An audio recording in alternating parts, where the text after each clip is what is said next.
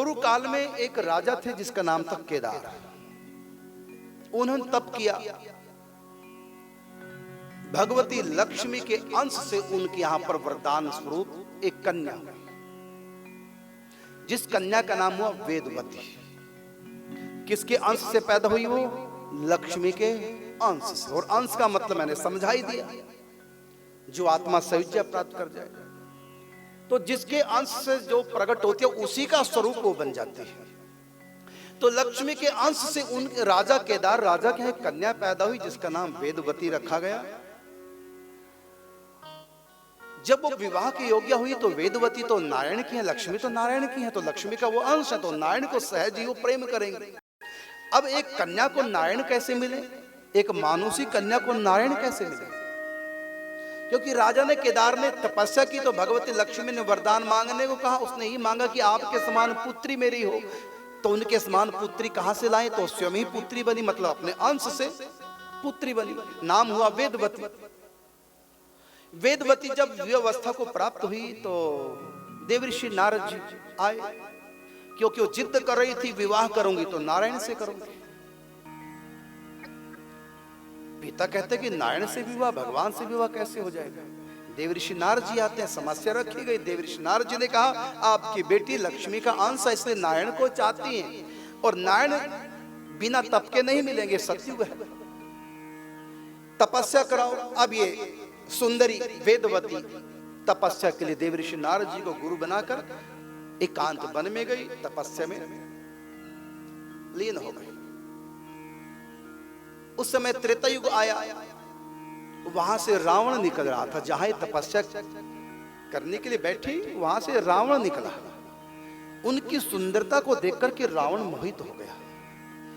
वेदवती के बारे में सोचने लगा कि ये इतनी सुंदरी कन्या तपस्या कर रही है, और कन्या जब तपस्या करती है तो योग्य वर के लिए तपस्या करती है, तो इसका मतलब योग्य तो मैं हूं, क्योंकि मैंने देवताओं को भी जीत लिया, लंका का राजा हूं, बहुत बड़ा शक्ति संपन्न हूं, ऐश्वर्यशाली हूं, मुझसे योग्य वर और कौन होगा?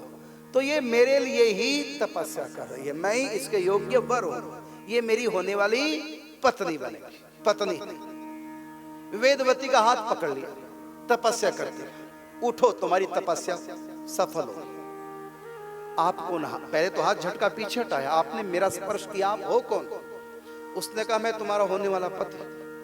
तुम मेरे होने वाले पति क्यों? तुम मेरे लिए तो तपस्या कर रही थी, मैं तुम्हारी तपस्या का फल हूं। लो, मान ना मान, मैं तेरा मेहमान, मैं तुम्हारी तपस्या का फल हूं, होने वाला पति। मेरे लिए तो तुम तपस्या करी। का तू श्रीहरि काजल का पहाड़, बेसुर, ऐसे किसी कन्या को बिना दान लिए स्पर्श तुमने किया है, मेरे शरीर को तुमने अपवित्र किया है। उसने कहा मैं लंकापति रावण। तो वेदवती बोली मैं तुम्हारे लिए नहीं, नारायण के लिए तप कर रही थी, अब मैं नारायण को तो बाद में प्राप्त करूंगी, पहले तेरा सर्वनाश करूंगी। तुमने मुझको अपवित्र किया है, इसलिए मैं तेरा सर्वनाश करूंगी, तब मैं भगवान को पति के रूप में प्राप्त करूंगा। ये तो त्रेता युग का समय तो चल ही रहा था। जब सीता हरण की बात आई, लक्ष्मण कंद फल फूल लकड़ी लेने के लिए वन में गए। सीता जी के पास राम जी हैं। राम जी सीता जी से कहते हैं कि जो लो करो निशाचर नाशा, तो लो करो अनल महावासा। जब तक मैं निशाचरों का नाश न कर लूं तब तक तुम अग्नि में जाओ, अपने ससुर के पास। ससुर है ना राम जी, अग्नि देवता की संतान कहता, अग्नि देवता ही प्रकट होकर दिव्य प्रसाद दिया था, तब तक तुम अग्नि देवता के पास। उसी समय भगवान ने वेदवती को बुलाया। कौन सी वेदवती? वही जो कथा आप सुन रहे हैं, लक्ष्मी के अंश से जो पैदा हुई राजा केदार की कन्या वेदवती को बुला के कहा कि तुम मुझको पति के रूप में प्राप्त करना चाहते हो, क्योंकि नारायण है, राम नारायण तो एक ही है, लेकिन पहले तुमको एक परीक्षा से गुजरना होगा। मेरा एक प्रिय कार्य करना होगा। फिर उसके बाद तुम फिर तपस्या करोगे। कौन सी तपस्या? इंतजार, प्रतीक्षा की तपस्या। फिर मैं तुमको पति के रूप में प्राप्त होगा। राम जी कहते हैं क्या काम करना? तो सीता जी से कहा राम जी ने कि वेदवती को अपना रूप प्रदान करो, वेदवती को अपना स्वरूप प्रदान करो। भगवती सीता जी ने हूबहू अपने जैसा रूप उनको प्रदान कर दिया। अब सीता जी का अब तुम जाओ अग्नि देवता के। अग्नि देवता प्रकट होते हैं, सीता जी अग्नि में समा जाते हैं। अग्नि में वास भगवती सीता जी ने किया। अब राम जी के पास सीता जी के रूप में कौन है? बोलो, सीता जी है या वेदवती? वेदवती। हरण किसका हुआ? वेदवती का हरण। कारण क्यों? क्योंकि वेदवती ने कहा था कि मैं भगवान को पति के रूप में बाद में प्राप्त करूंगी, रावण पहले तेरा सर्वनाश करूंगी। तो उनकी इच्छा पूरी करने के लिए और दुष्टों का दमन करना है, किसी ना किसी बहाने से तो करना ही पड़ेगा। एकदम थोड़ी रावण पे बिना बात के अटैक करेंगे। आखिर रावण गलत काम करेगा और फिर राम जी अटैक करेंगे, क्योंकि नर की मर्यादा तो यही है और नर की मर्यादा के अनुसार ही भगवान खेल कर रहे हैं। तो सीता का हरण नहीं हुआ, वो किसका हरण हुआ था? वेदवती का। उनको सीता जी की छाया क्यों कहते हैं? इसलिए कहते हैं कि जहां रूप तो होता है लेकिन स्वयं व्यक्ति ना हो, उसको बोलते हैं छाया। जैसे दर्पण में हम नहीं होते, हमारा केवल रूप होता है, तो उसको क्या बोलेंगे? छाया।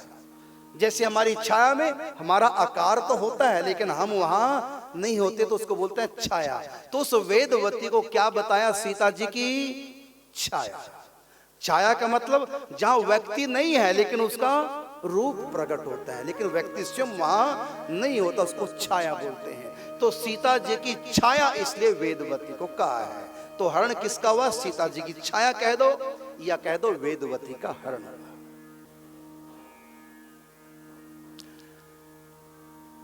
तो जहां पर हमारा केवल रूप होता है लेकिन हम नहीं होते, उसको बोलते हैं प्रतिबिंब। इस समय जो मुझको टीवी के माध्यम से देख रहे हैं, अब उनके सामने टीवी मैं नहीं हूं, केवल मेरी छाया है। अब छाया का अर्थ आप समझ गए होंगे। जहां व्यक्ति नहीं होता, केवल उसका प्रतिबिंब होता है, व्यक्ति स्वयं उससे अलग होता है, उसको छाया बोलते हैं। तो भगवती लक्ष्मी के अंश से जो केदार राजा की कन्या प्रकट हुई वेदवती के रूप में, तो वेदवती को सीता जी ने अपना रूप प्रदान किया। जहां रूप हो लेकिन स्वयं व्यक्ति उससे दूर हो, उस रूप को छाया बोलते हैं। इसलिए जो सीता हरण हुआ वो सीता हरण नहीं हुआ, वो सीता जी की छाया कह लो, क्योंकि उनका रूप था। और रूप किस पर पड़ा हुआ? जैसे रूप हमेशा किसी आधार पे पड़ता है, जैसे दर्पण आधार है, उसके भीतर हमारी छाया है। जैसे पृथ्वी आधार है, उसके ऊपर हमारी छाया। तो आधार क्या था? आधार था वेदवती। आधार दर्पण है वेदवती और उसके ऊपर प्रतिबिंब पड़ रहा है सीता जी का। तो शास्त्रों ने, संतों ने, ऋषियों ने क्या कहा कि वो सीता का हरण नहीं था, वो भगवती सीता जी की छाया। और जिस दर्पण में वो छाया पड़ी, उस दर्पण का नाम था वेदवती, केदार राजा की कन्या। और उनका संकल्प था। और जब व्यक्ति भगवत प्राप्ति करना चाहता, साधना करना चाहता और कर रहा है ईमानदारी के साथ, लेकिन यदि उसके मन में कोई संसार का संकल्प उठ जाए, तो नियम है कान खोल के सावधानी से सुन लो, भगवत प्राप्ति बाद में होगी, पहले उसकी इच्छा पूर्ण होगी। ध्रुव भक्त के मन में राजा बनने की कामना थी। भगवान के दर्शन तो हो गए लेकिन प्राप्त नहीं हुए। जैसे भोजन के दर्शन हो जाना अलग बात है और भोजन को पा लेना अलग बात है, प्राप्ति अलग वस्तु है। संत के दर्शन अलग चीज है और संत को प्राप्त कर लेना अलग चीज। संत मिलन अलग वस्तु है और दर्शन अलग वस्तु है। मिलने का मतलब अपना बनाना है। दूल्हा दर्शन सबको देता लेकिन मिलता है केवल एक। तो समझ गए ना प्राप्ति क्या है।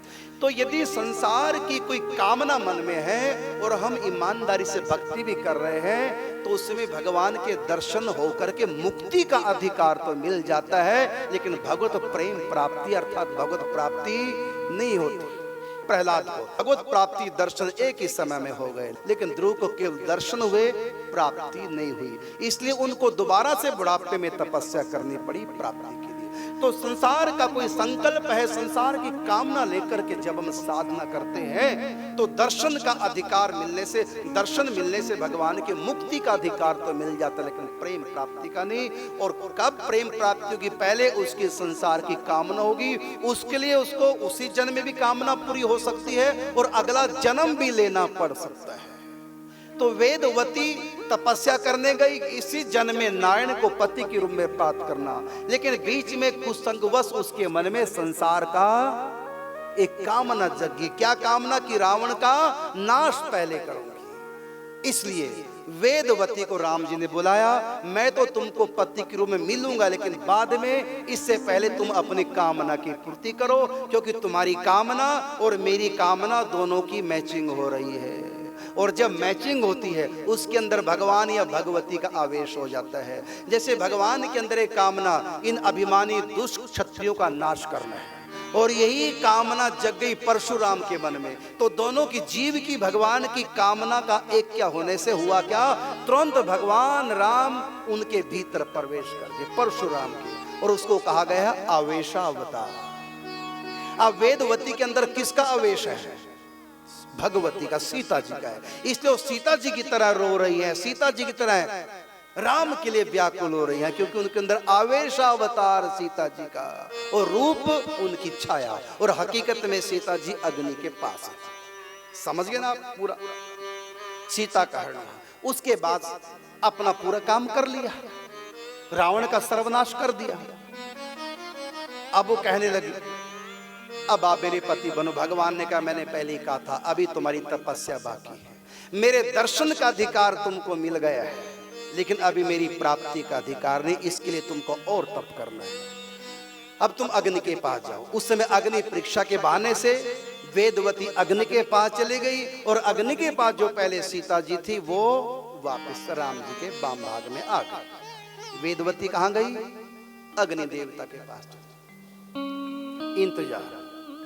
अब उस सीरियल में जो दिखाया गया है कि राधा का विवाह रायन के साथ हुआ, तो हुआ ये, वही सीता जी की छाया, वेदवती लक्ष्मी का अंश, वही द्वापर युग में राधा की छाया बनती है। छाया का अर्थ आपको मैंने बता दिया, हूबहू जो होता है शक्ल, उसको कहेंगे उसका प्रतिबिंब दर्पण में पड़ता है।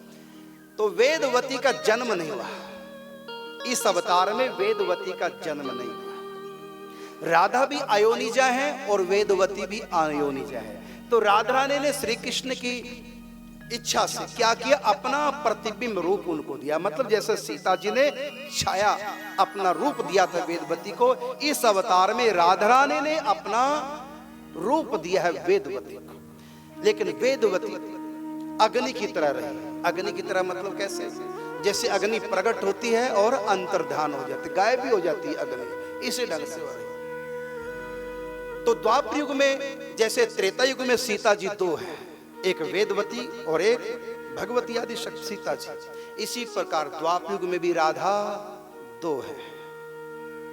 एक तो जो अवतार लेकर आई है दिव्य धाम से, आह्लादनी शक्ति राधा, एक वो, और दूसरी वेदवती राधा की छाया बन के रही है। लेकिन यह जो कुछ चरित्र रचा भगवान, यह चरित्र लक्ष्मण नहीं जाना। लक्ष्मण अंग संग रहने वाले, उन्हीं के एक दूसरा रूप लक्ष्मण, जो गुरु तत्व है, गुरु तत्व क्या नहीं जानता, जो जीवाचार्य है वो गुरु तत्व। लक्ष्मण भी राम की इस लीला को नहीं जान पाए कि सीता जी दो है। जब लक्ष्मण नहीं जान पाए तो महाराज वृषभानु कैसे जान पाएंगे? तो महाराज वृषभानु को नहीं पता कि मेरे यहाँ दो राधा है, जैसे लक्ष्मण को नहीं पता दो सीता है, ऐसे यहाँ किसी को ब्रज में नहीं पता कि राधा दो है, जबकि दो है। तो जो रायण के साथ जो विवाह होता है वो किसका होता है? राधा रानी का विवाह नहीं होता, वेदवती का विवाह होता है। अब प्रश्न उठता है कि वेदवती ने भगवान नारायण को पति के रूप में प्राप्त करना चाहता, यहाँ तो फिर वो रायण पति मिले हैं उनको, तो पूर्ण तो इच्छा नहीं हुई। इसका उत्तर सुनो। इसका उत्तर यह है कि इच्छा पूरी हुई। जिस समय भागवती कथा सब जानते हैं, ब्रह्मा जी आते हैं, श्री कृष्ण ग्वाल बालों के बीच में भोजन लीला कर रहे हैं, छाक लीला कर रहे हैं, ग्वाल बालों का झूठन खा रहे हैं। मोह हो गया ब्रह्मा को, ये कैसी लीला है, ये कौन सा धर्म है, झूठन खाना। परीक्षा करो, ग्वाल बालों को चुरा लिया। जानते ना, सब कथा विस्तार नहीं करेंगे, समय का भाग है। ग्वाल बालों को चुरा लिया, फिर बाद में बछड़ों को चुरा लिया, सब कथा जानते हैं। पहले बछड़ों को चुराया, फिर ग्वाल बाल। तो ग्वाल बालों में नारायण भी थे, सब ग्वाल बाल भी थे, साथ में रायण भी थे। उन सब को ब्रह्मा जी ने चुरा लिया। हुआ क्या, सब ग्वाल बाल फिर कौन बने, स्वयं श्री कृष्ण बने। बछड़ा भी श्री कृष्ण बन गए 1 साल तक, और ग्वाल बाल भी श्री कृष्ण बने। उस समय भगवती योग माया ने सांडिल्य ऋषि को जाकर कहा, कुछ खेल हो रहा है, उसमें आप सहयोग करो। भगवती योग माया से सांडिल्य ऋषि ने कहा, मेरा क्या योगदान होगा लीला में। तो संतों से कुछ छिपा तो होता नहीं, भगवती योग माया भगवान सब उनको बता देते हैं। जो श्री कृष्ण के साथ विवाह करना चाहती हैं, अनेक आत्माएं, अनेक कल्पों की, जन्मों की, उनका श्री कृष्ण के साथ पाणी ग्रहण संस्कार होना है। इस समय ग्वाल बाल सब ब्रह्मलोक में है, और धरती के काल मान के हिसाब से 1 साल तक श्री कृष्ण ही ग्वाल बाल बने। इसलिए आप जाइए, गोपों को कह दीजिए कि अपनी कन्याओं का विवाह कर दें, जिस भी ग्वाले से उनका संयोग बनता हो। तो सब गोपियों का विवाह सब ग्वालों के साथ कर दिया। ग्वाल बाल कौन थे, श्री कृष्ण थे। तो रायण कौन थे, श्री कृष्ण बने थे। वास्तव में जो रायण है वो कहां इस समय, ब्रह्मलोक में। ब्रह्मा जी ग्वालों को चुरा ले गए। तो सब गोपियों का विवाह किससे हुआ, सब का भी यहां नहीं, जो पति के रूप में प्राप्त करना चाहती, केवल उन्हीं का ही संयोग बना, सब गोपियों का नहीं हुआ था, जिनमें कृष्ण के प्रति कांत भाव था। लेकिन बहुत सी गोपियां ऐसी थी जिनका कृष्ण के प्रति कांत भाव नहीं था, मधुर भाव था, प्रियतम भाव था, दोस्त का भाव था। और बहुत सी ऐसी सखियां थी जिनका राधा रानी के प्रति प्रेम का भाव था, युगल, जो निम्बार्क उपासना है। तो यहाँ केवल श्री कृष्ण को जो कांता भाव से भजते ऋषि मुनि या योगिया और अप्सराएं आदि, या दूसरे ब्रह्मांडों के दूसरे लोकों के, जो कथा में सुनाई चुका 2-3 दिन से, तो उनमें जो कांत भाव से, पति भाव से जो श्री कृष्ण को भजती थी आत्मा, केवल उन्हीं का, वही ग्वाल बाल जो विवाह हो गया। तो उसमें रायण के साथ किसका विवाह हुआ,